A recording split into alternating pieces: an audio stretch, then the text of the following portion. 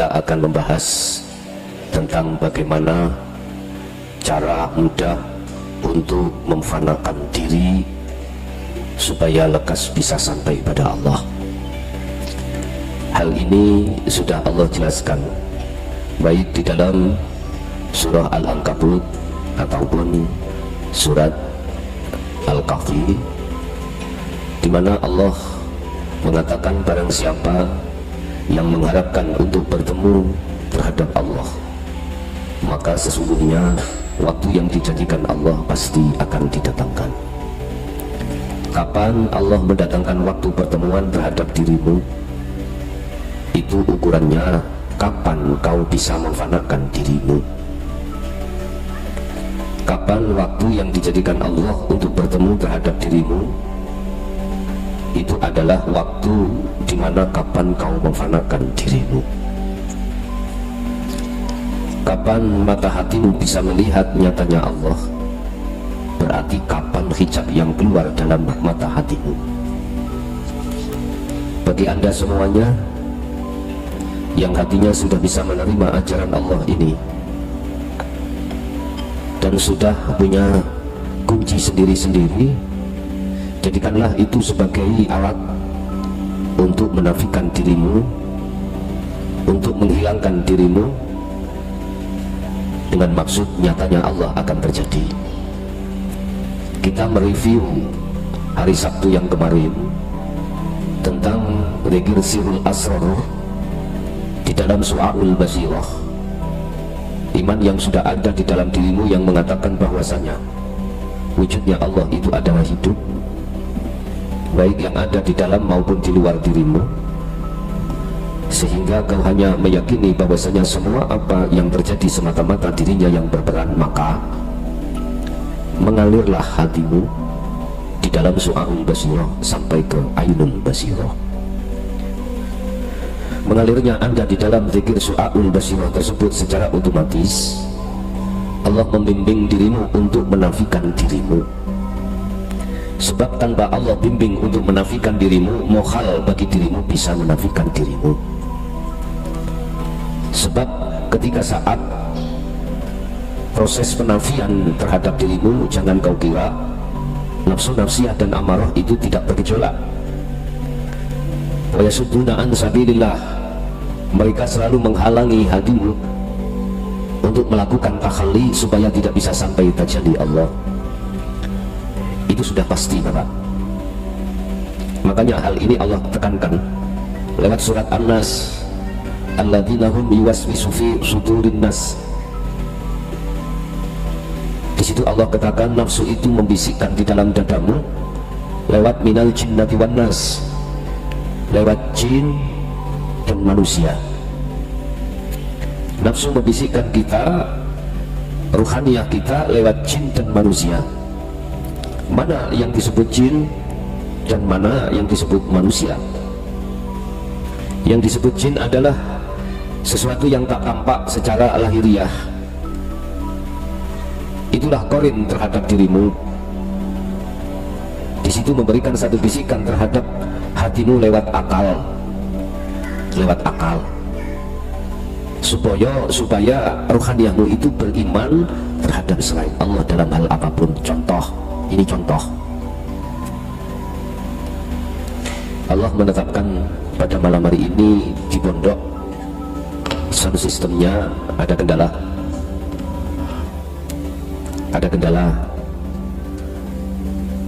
Di dalam dirimu ada satu bisikan balik nang awal malu. Ada kendala bagaimana ruhaniyahmu itu tidak melihat Allahnya. Entah melihat mixernya, entah melihat aksesorisnya, entah melihat powernya, entah melihat speakernya, entah melihat voltasenya.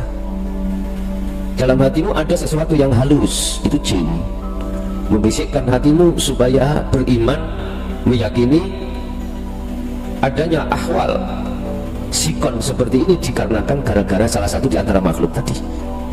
Ini jin. Jadi hatimu spontanitas menuju perubahan iklim, perubahan kondisi itu karena makhluk. memang kuakui secara syariah sifat basariah memang makhluk seakan-akan.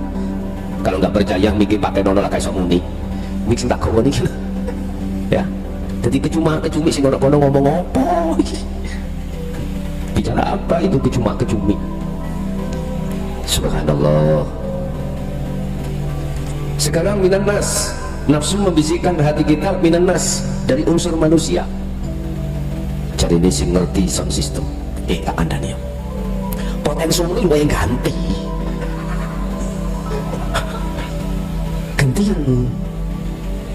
Jadi di situ ada kabel yang kurang dekat, misalkan dilihat dari segi syariat, kacamata syariah, basyariah, memang Pak, minan nas, dari manusia. Ketika dilihat iya, berarti percaya pada manusia tadi. Padahal jikalau sungguh Anda mau mata hatimu iman ini kau kembangkan, saya tanya, tanpa Allah di situ apakah mungkin kondisi ini, iklim ini bisa berubah? Nggak mungkin.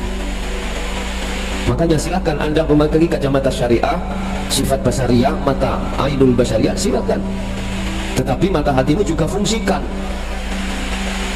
Resiko tatkala kita tidak memfungsikan mata hati kita ainul basirah, apa yang terjadi? Nafsu amarah di dalam diri kita bergejolak.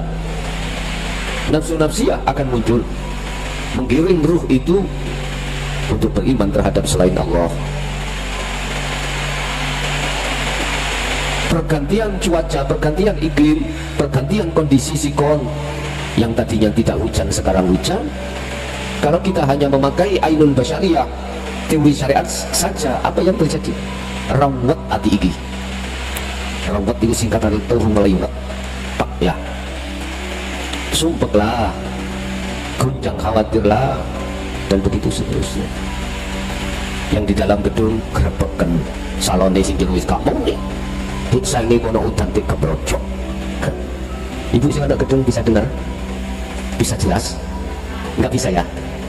Beri jelas, beri ibu. Yes. La haula wala quwwata illa billah. Tidak ada kondisi situasi perubahan ini atau kekuatan ini datangnya hanya dari Allah. Mengapa banyak manusia yang tidak hatinya tembus terhadap keallahannya? Karena belum bisa menafikan makhluknya di dalam hati. Hanya itu.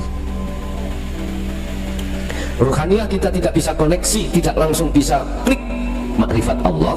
Itu dikarenakan ruhaniah kita ini belum mau, tidak mau menafikan atas dirinya makhluk, atau belum mau menghilangkan atas makhluknya di dalam hati. Ini persoalannya. Lama saya kok nggak bisa klik-klik di makrifat Allah, itu bagaimana? Jawabannya cuma satu, karena kedirian, keaguan diri ini belum ada tindakan nafi, pemfanaan. Contoh maulud, mengapa kita nggak bisa klik ke Allahnya? Karena ruhaniyah mata hati kita melihat makhluk. Sifat basariah kita melihat sudah benar, tapi sifat ainul basirah mata hati kita samakan sama halnya melihat mata tuhir iki. Akhirnya gak sinkron Pak, gak sinkron. Satu dituntut oleh Allah, ruhaniyah kita itu pada Allah. Satu nafsu menuntut kita, ruhaniyah untuk terhadap selain Allah. Tarik-tarikan terus tiap saat dan waktu, tarik menarik. Dan inilah menjadikan satu alasan ruhaniyah kita mengapa masih jauh dari Allah, rumongso jauh dari Allah, bahkan tidak bisa sampai kembali ma'rifat Allah. Persoalannya di sini. Allah sudah janji di dalam surah Al-Ankabut ayat 5, "Man kana yarju liqa Allahi", barang siapa yang hatinya, ruhaniyahnya itu mengharapkan untuk bertemu terhadap Allah, seperti Anda yang sudah menerima hatinya tentang dinul haq ini, pasti ingin bertemu Allah. Direwangi teko Jawa Tengah rene, ninggalno anak bojo, meninggalkan keluarga, meninggalkan kegiatan dengan masyarakat. Perlunya apa? Hanya satu, ikhlas, hati istiqomah bertemu Allah. Keinginan yang seperti ini Bapak Ibu, keinginan yang mengharap bertemu Allah, itu bahasa umumnya langka. Orang itu langka. Artinya orang yang mempunyai keinginan untuk bertemu Allah ini jumlahnya sangat minoritas. Kebiasaannya itu sudah tua, umurnya di atas 50 ya, yang di bawah 50 itu sedikit sekali. Bahkan masih banyak juga di antara manusia itu umurnya di atas 60 itu masih sibuk, hatinya condong terhadap kesenangan dunia. Tidak sedikit juga, tidak sedikit. Karena Allah sudah mengatakan dalam Al-Quran, wa aksaruhum la yu'minun. Ketika saat Rasulullah memberikan pengajaran ruhaniyah ini untuk kembali pada Allah, banyak di antara golongan manusia itu yang tidak percaya. Tidak percaya. Berarti sedikit yang percaya.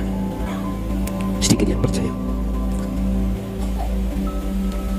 Fa inna ajalallah la'at. Barang siapa yang mengharapkan ingin bertemu Allah, ini kabar baik terhadap kita. Yang beriman, ini kabar yang menggembirakan. Fa inna ajalallah la'at. Allah sudah mempersiapkan waktu, momen yang mesti terjadi pertemuan ini. Anda jangan putus asa walaupun ada yang berpuluh-puluh tahun belum sampai bertemu. Dan atau Anda yang sedang melaksanakan kholwat 40 hari, jangan pernah hatimu itu berputus asa. Ingat, Allah sudah berjanji, fa inna ajalallah, Allah pasti akan memberikan momen waktu tertentu terkait pertemuan terhadap dirimu. Yang terpenting Anda adalah berupaya terus hati itu untuk berzikir sirul asrar. Sebab di dalamnya ada su'arul basiroh itu untuk melepaskan, menafikan keakuanmu yang berzikir, menafikan keakuanmu yang sholat, menafikan keakuanmu yang segala-galanya. Kalau ini sudah terlaksana, secara otomatis muncullah keakuan Allah Subhanahu wa ta'ala di dalam dirimu. Berkenaan dengan hal pelepasan diri keakuan makhluk dalam dirimu yang disebut tahalli menuju tajalli Bapak Ibu, maka izinkanlah kami pada malam hari ini akan membahas tentang kronologi bagaimana cerita sesungguhnya Rasulullah berisra dan Rasulullah bermi'raj. Sesuai dengan surah Al-Isra ayat 1, di situ ada dua perjalanan. Pertama perjalanan Isra, yaitu perjalanan beliau dari Masjidil Haram ke Masjidil Aqsa, dari masjid ke masjid. Itulah hukum syariat.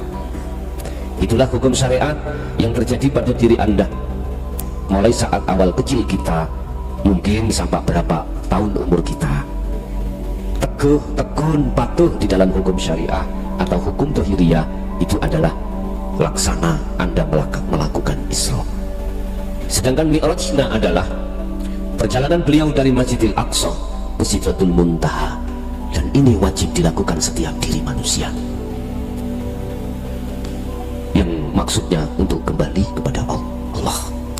Bahasa kita bukan Mi'raj Bapak Ibu, bahasa kita adalah suluk, si salib melakukan suluk supaya wusul bertemu Allah. Jangan kita di luar mengatakan saya tak Mi'raj dulu, jangan, nanti padahal sama dengan suluk, sama dengan kholwat, sama dengan uzlah, meditasi, topo, sama, pengertiannya itu sama. Apa pengertiannya? Yakfur bittaghuti wa yu'min billah, meninggalkan semua apa yang berkenaan dengan nafsu, sementara kembali memenuhi panggilan Allah. Inilah sesungguhnya yang dimaksud suluk itu. Ruhaniyah tinggalkan selain Allah dalam rangka untuk menuju dan bertemu atas panggilan Allah. Ini sesungguhnya suluk itu di situ. Tetapi tidak sedikit di antara manusia ketika suluk itu masih saja ruhaniyahnya itu mengagung-agungkan selain Allah. Masih banyak di antara kita sebagai manusia ketika suluk utawa khalwat, ruhaniyah kita masih mengagungkan selain Allah. Entah itu kita anggap sebagai guru kita anggap sebagai mursyid kita, Ataukah kita anggap sebagai seorang yang berjasa dalam hal membimbing rohaniah kita untuk bertemu Allah? Masih ada seperti itu. Bapak Ibu, akhirnya jangan heran ketika saat kita suluk itu belum bisa melepaskan keakuan diri.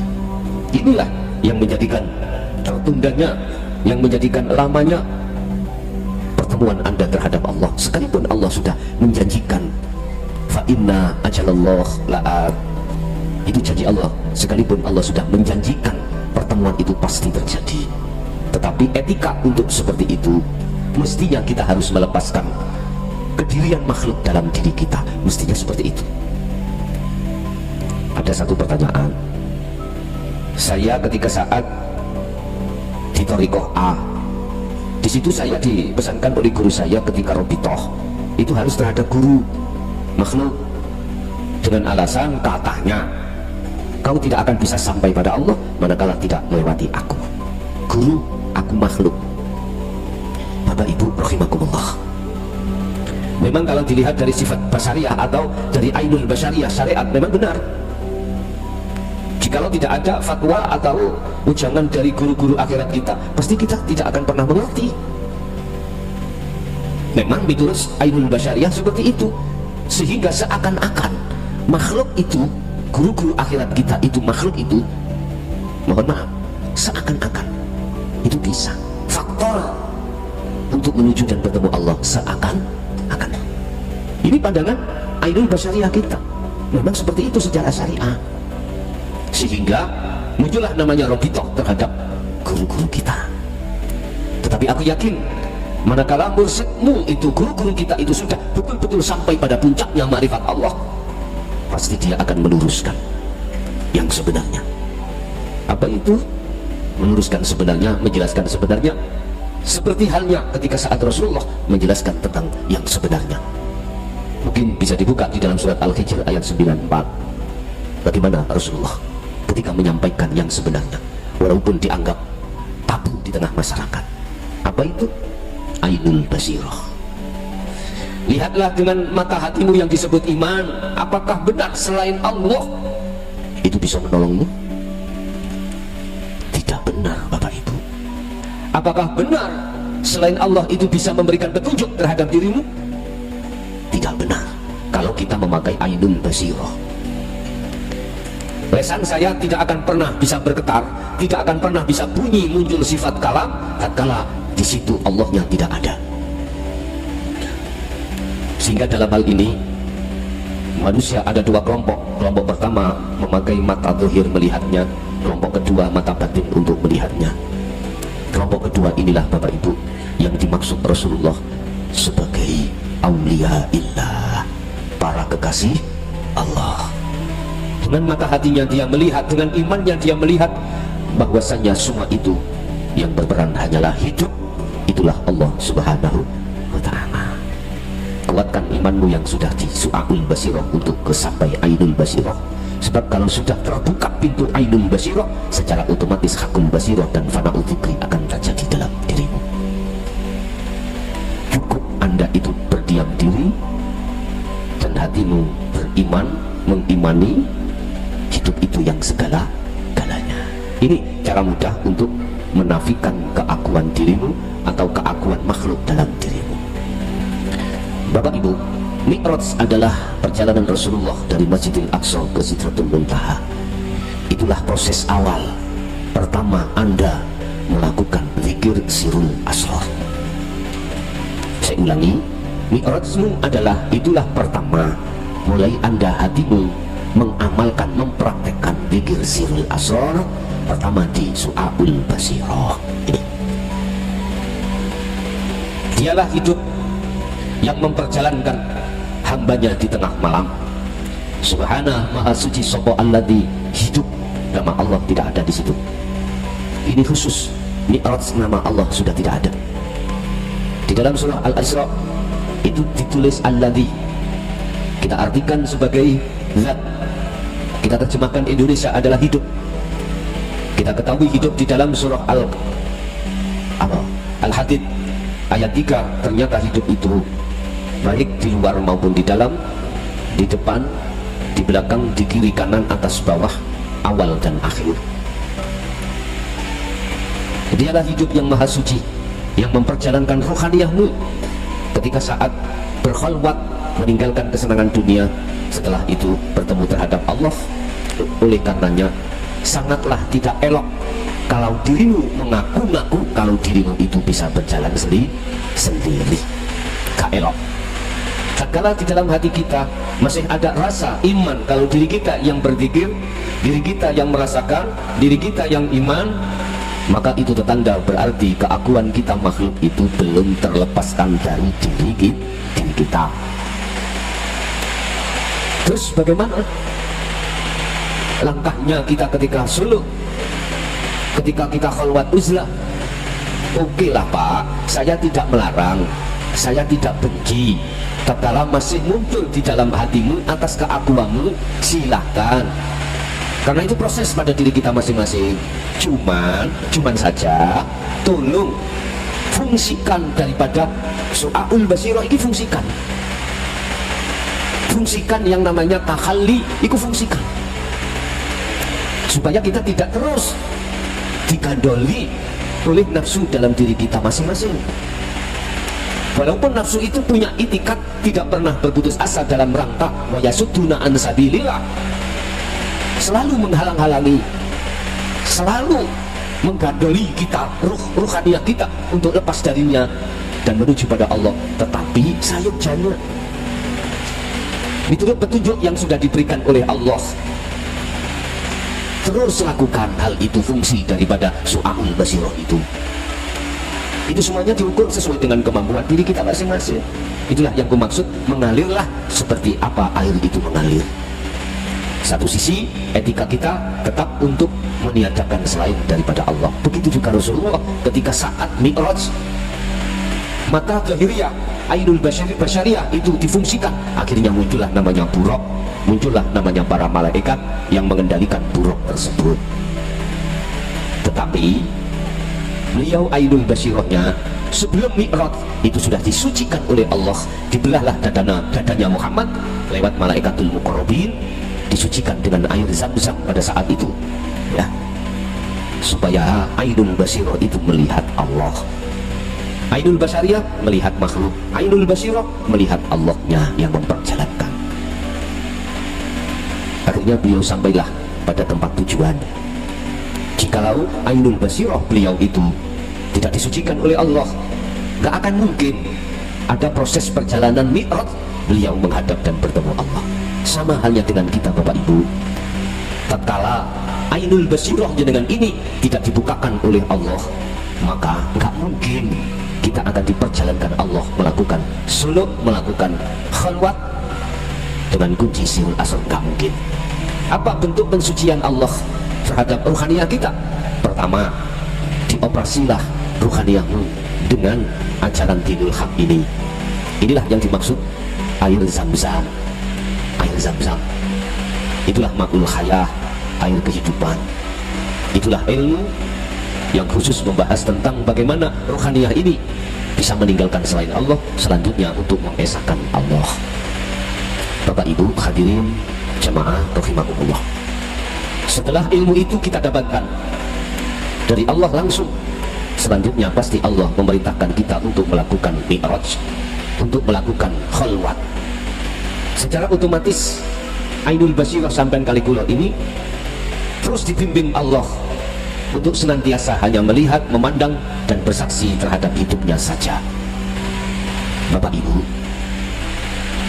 tidak akan pernah berhenti Allah terhadap hambanya yang sudah dikasih ma'ul hayah, untuk memberikan peringatan, untuk memberikan kabar, untuk selalu menuturi kita, memberikan nasihat terhadap rohaniyah kita, supaya senantiasa melihat hidupnya, bukan melihat makhluknya. Sikon apa yang dihadapkan Allah terhadap kita pasti disertai Allah membimbing rohaniyah kita untuk selalu bertemu Allah.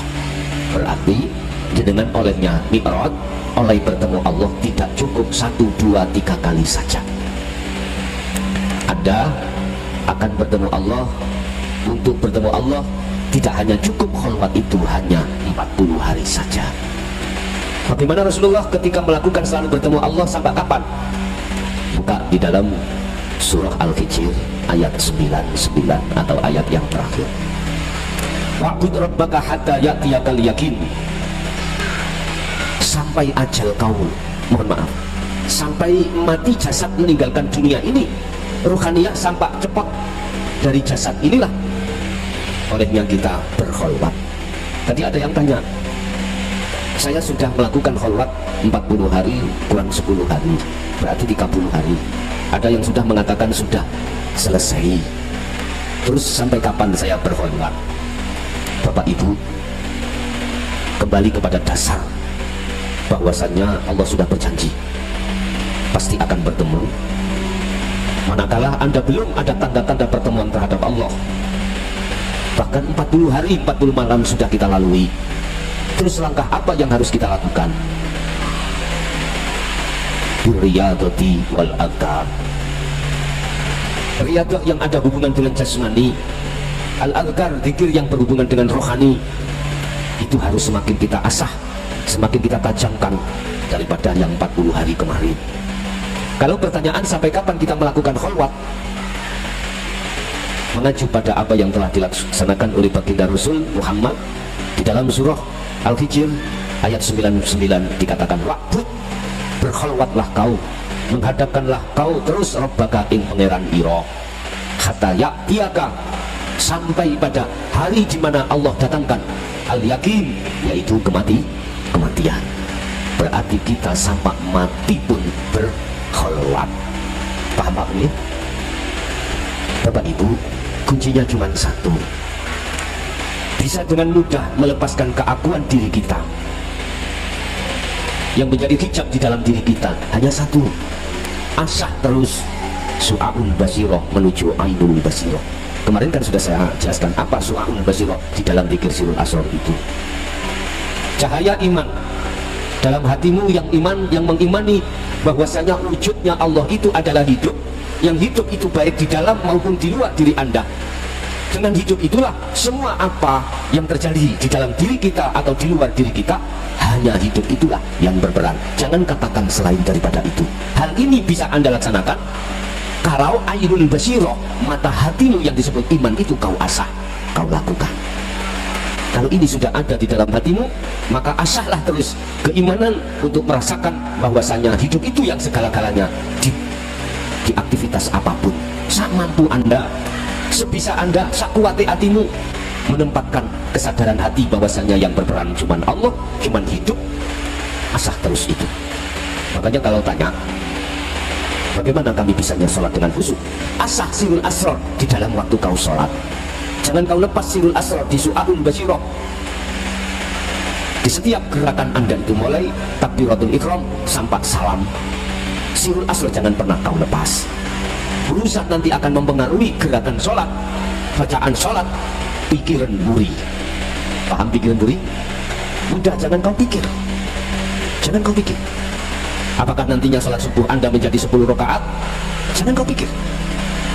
Apakah nantinya kau ketika habis rukuk itu mestinya aturan syariat kudu i'tidal berdiri, kok yo nyelonong langsung sujud? Jangan kau pikir, jangan kau pikir. Terus ikuti akalmu di dalam arusnya Allah. Yang terpenting jangan kau lepaskan su'aul basiroh ke ainul basiroh. Ini yang terpenting. Ada memang kaidah yang mengatakan ketika sholat kau akan bisa mencapai kekhusyuan, kau harus mengerti setiap bacaan sholat maksudnya. Mulai Fatihah, Bismillahirrahmanirrahim, kau hayati, kau renungkan dan lain sebagainya. Sampai bacaan sholat itu kau harus mengerti. Mohon maaf, saya tidak mendoni, saya tidak menyalahkan. Berpuluh-puluh tahun itu kami laksanakan tanpa sirul asrar. Jujur mawon saya katakan, tidak akan pernah bisa. Gopoh ambek bacaane, gopoh ambek maknane, ribut kami dengan macam-macam. Sehingga nanti kalau tidak fasih, batal dikira, batal. Sementara jasmaniku mempat ngentut. Loh ya, gimana ini? Pusing Pak. Memang kalau kita menghayati makna itu, lama Pak kita melakukan sholat, tapi tidak pernah menikmati ruhaniyah ini yang katanya khusyuk. Nggak bisa, nggak bisa. Hal itu akan terjadi kekhusyuan manakala ruhaniyahmu juga sholat. Gak Sehingga ruhaniyahmu sibuk mengerti artinya bacaan sholat? Enggak. Makanya mengapa di dalam surah Al-Baqarah ayat 238 itu Allah katakan tidak hanya wassalat, tapi wassalatil wusta. Ini Pak. Tidak hanya sholat 5 waktu jasmani, tetapi wassalatil wusta, sholat rohani. Ini Pak. Kalau ini tidak didatangkan wassalatil wusta, nggak mungkin qanitin ay khashi'in, khusyuk itu nggak mungkin datang. Sehingga ruhaniyah saya selalu terhitopi alladzina hum an sholatihim sahun, lalai terus dengan Allah. Artinya dalam hatiku tetap aku mengakui kalau aku yang sholat, aku yang bisa baca, aku yang bisa. Nah, aku ini lupa yang menjadikan ruhaniyah kita itu tidak bisa khusyuk pada Allah, tidak bisa bertemu Allah. Nggak mau. Allah itu kau temui manakala ruhaniyah itu masih membawa telek, masih membawa perkara selain Allah. Allah nggak gelem Pak. Hidup tidak akan pernah bisa dan mau kita temui manakala di dalam diri kita rohani ini masih ada perkara selain Allah. Maka nih ajaran sholat daim, ajaran sholat wusta itu mempelajarkan supaya untuk melepaskan keakuan hamba. Yes. Lepasin. Dengan beginilah Pak, kita bisa sampai pada yang dimaksud, bertemu pada Allah. Entah kapan ini momennya, pagi, siang, sore, malam, udah urusan Allah. Itu tiap hari Pak, tiap hari. Entah ketika Anda bekerja, bertemunya hanya berapa detik, berapa menit. Entah Anda dikala waktu sendiri, entah dikala momen Anda itu bagaimana. Yang jelas tandanya itu adalah dalam dirimu sudah tertanam bahwasanya keimanan hanya hidup itu yang segala-galanya. Itu berarti tanda Anda sudah momen bertemu Allah. Terus bagaimana ketika sejarah Rasulullah, ketika sebelum bertemu Allah, bertemu siapa saja? Allah mempertemukan hambanya Muhammad itu berbagai macam makhluk. Bisa terjadi para malaikat, bisa terjadi pada iblis, jin, sing mendo makhluk. Bisa terjadi bertemu makhluk surga dan neraka, bisa bertemu makhluk para kekasih Allah. Yang kesemuanya itu hanyalah skenario Allah terhadap diri Muhammad untuk supaya tidak berhenti di situ. Sebab itulah alam kasyafah ya, alam kasyafah, alam di mana ruhaniyah sampai itu ditemukan Allah terhadap makhluk ghaibiyah. Itu alam kasyaf. Entah urusannya dengan siapapun terserah, yang jelas seperti itu. Tapi ketahuilah bahwasanya itu adalah bonus Allah terhadap Anda, bukan tujuan asal, bukan makhluk syahid, bukan tujuan inti. Tujuan inti adalah liqah, bertemu Allah, bukan bertemu selain Allah. Oleh sebab itu, manakala Anda ketika sudah berkhalwat, bertemu kanjeng Nabi, bertemu para rasul, bertemu para nabi malaikat, tolong jangan bangga dulu. Perjalananmu masih jauh, perjalananmu belum sampai. Kadang-kadang kita ditemui oleh seseorang yang ngau wantang jubahan putih, ya, ambune wangi, salaman ambek jenengan nggak tahu kalau itu iblis, nggak tahu. Kita akan terjebak dalam hal ini. Dia ngaku-ngaku si mbah sopolah, mbah bolong, mbah buntu, mbah sopolah. Bisa jadi iblis itu menyerupai terhadap hal-hal makhluk secara itu. Terus bagaimana caranya kami supaya tidak terjebak di dalam situ? Kembali lagi pada sistem fungsi daripada su'aul basirah, sirul asrar. Lihatlah Allahnya, kita lihatlah hidupnya. Aku yakin tatkala hatimu sudah berfungsi ainul basirahnya lewat su'aul basirah ke ainul basirah, lenyaplah dia, langsung tidak ada. Kadang-kadang berupa alam, hamparan luas, sama, langsung saja asah su'aul basirahmu, asah fungsikan imanmu itu hanya melihat Allah. Ketika saat itu sudah ainul basirah, maka lenyaplah alam tersebut. Yang terjadi adalah la ibsarun wa mubasarun wa basarun. Anda tadi yang disebut ruh menghadap sudah tiada, Allah yang kau hadap sudah tiada, mata untuk melihat itu sudah tiada. Yang ada hanyalah aku. Fa'budni aqimis shalah li dzikri. Sembahlah aku, jangan kau sembah namaku Allah, jangan kau sembah sifatku hidup atau sifatku zat, tapi sembahlah aku. Artinya akan bergelora di dalam hatimu, aku Allah, bukan aku makhluk tadi, bukan.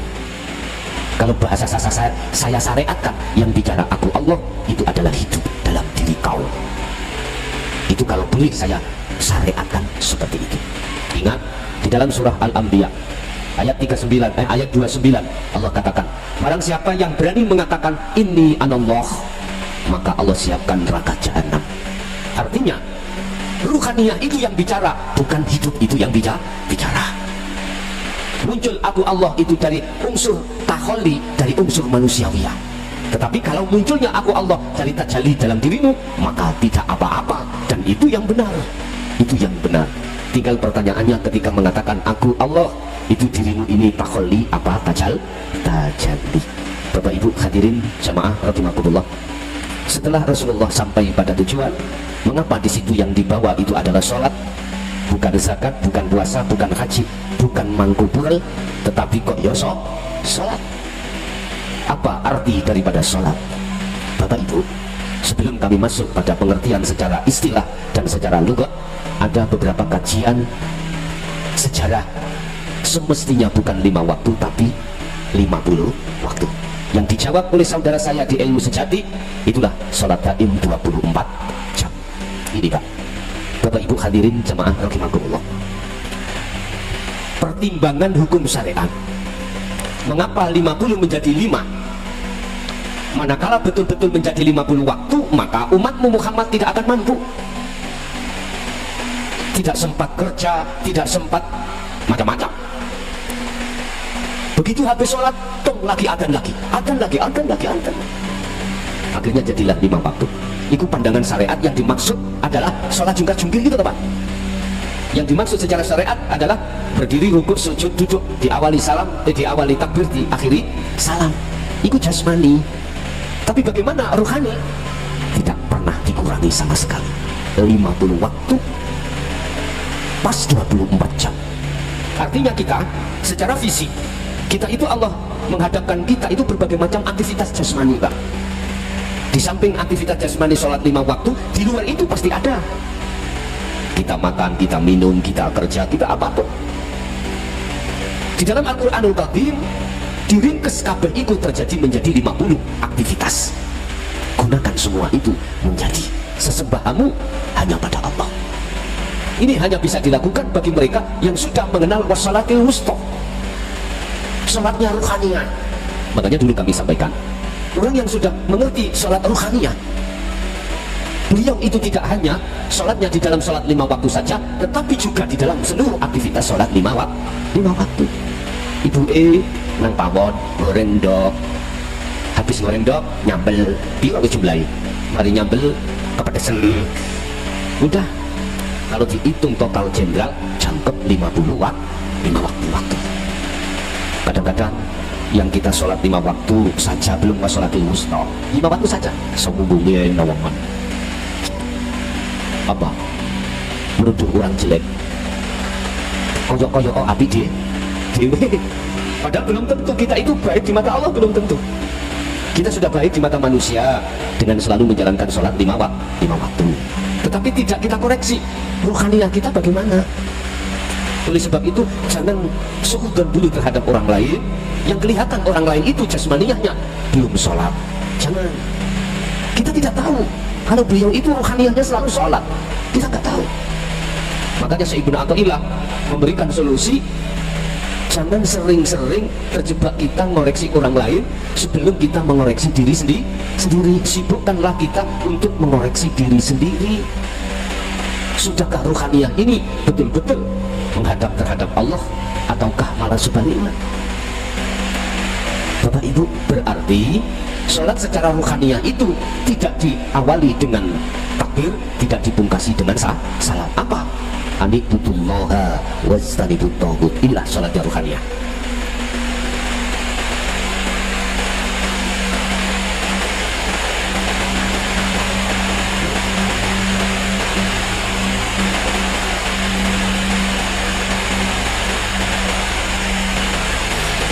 Mengarahkan ruhaniyah bermakrifat pada Allah, wastanibu, dan meninggalkan ruhaniyah dari keakuannya atau keakuan makhluk.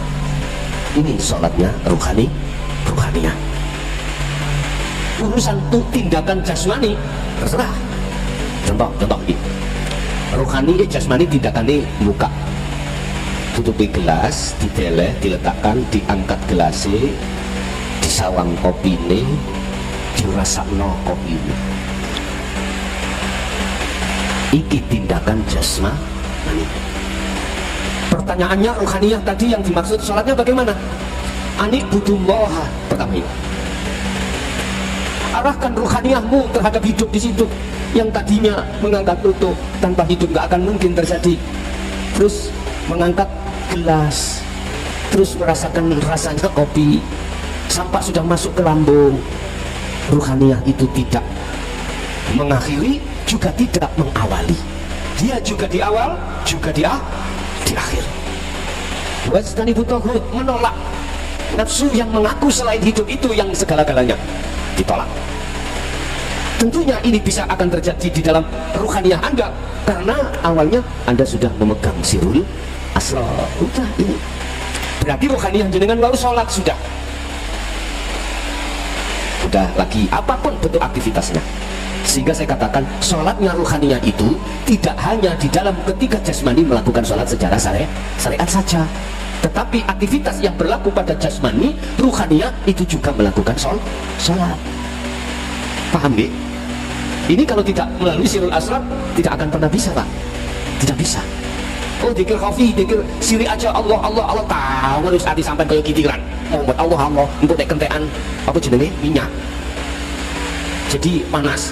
Engko nek panas melengkung, nek wis melengkung jenengan ngomel-ngomel. Iku biasanya. Panas, Pak. Ada dikir cari siri hanya itu panas. Jasmani sampai enggak mampu, panas.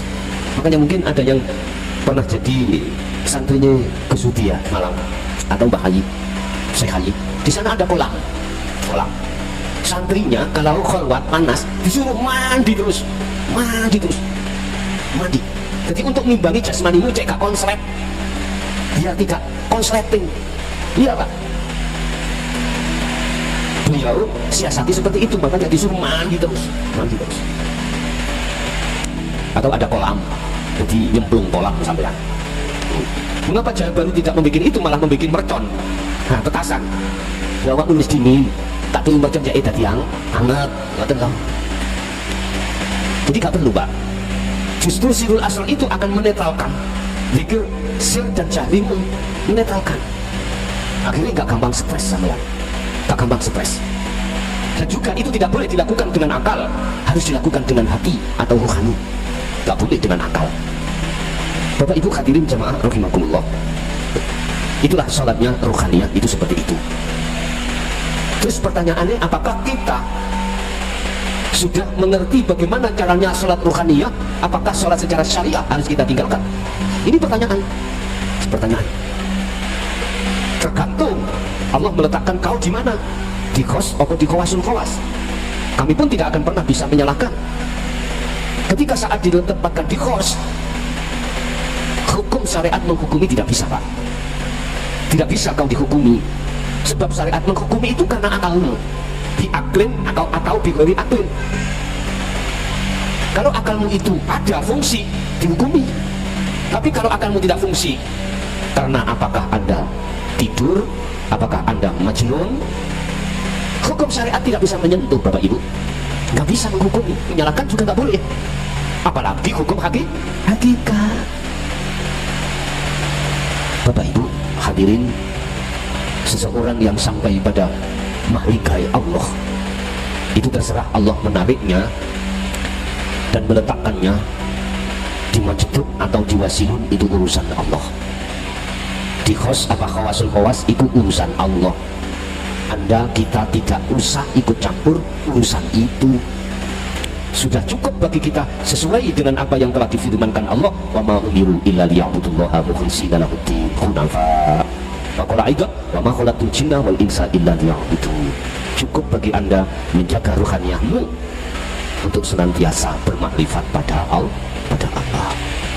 Bapak Ibu, mengapa Rasulullah yang dibawa oleh setelah bertemu Allah itu sholat? Itulah maksudnya penyembahan.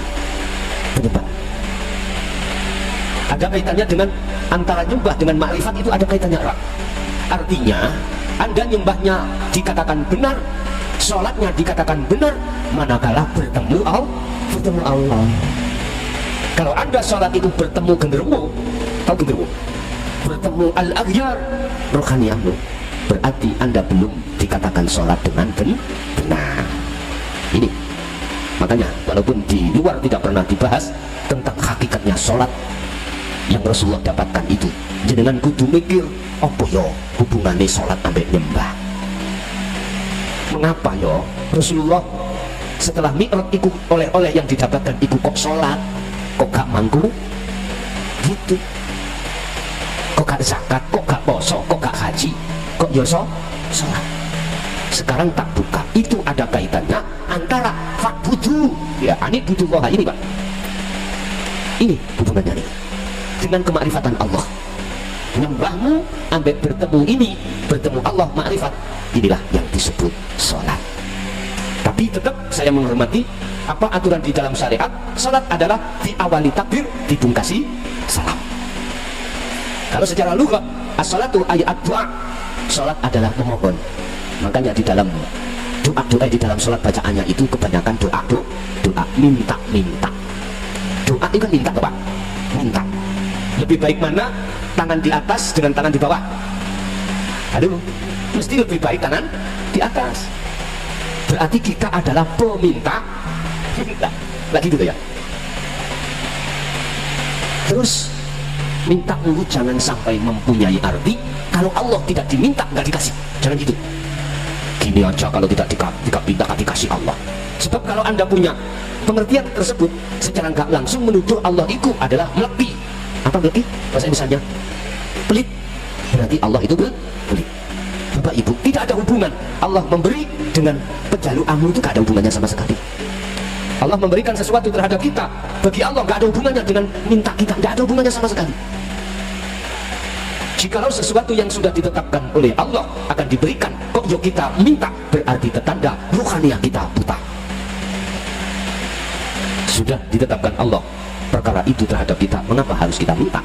Kalau kita minta, bahkan terus kita minta, menandakan ruhaniah kita adalah buta. Bapak Ibu hadirin rahimakumullah, sekalipun secara hakikat yang dimaksud sholat adalah pertemuannya ruh terhadap Allah liqa di setiap aktivitas apapun, kata Rasulullah, if'alu as-sari'ata bil haqiqati ila ma'rifatillah. Wa qala aidan sallu kama ra'aitumuni usolli. Udahlah, jalankan hukum apa yang ada di dunia ini, larangan dan perintah, larangan mana tinggalkan, perintah mana jalankan, tetapi ruhaniahmu itu harus menjadikan syariat menjadi hakikat untuk bisa sampai marifat pada Allah. Ini kalau disejajarkan Bapak Ibu, kalau kita sinkronkan, caranya begini. Ketika apa jasmani berlaku apapun, ruhaniahmu jangan kok yang ngaku dirimu yang melakukan, tetapi tetapkanlah, yakinkanlah, rasakanlah, imankanlah bahwasanya yang melakukan itu hidup pada dirimu. Siapakah hidup? Adalah Allah Subhanahu wa ta'ala. Makanya benar, kalau seperti ini imanmu, maka inilah syariatmu sudah menjadi hakikat menuju makrifat. Dan atau jasmanimu ada di dunia, tapi ruhaniahmu sudah di akhirat.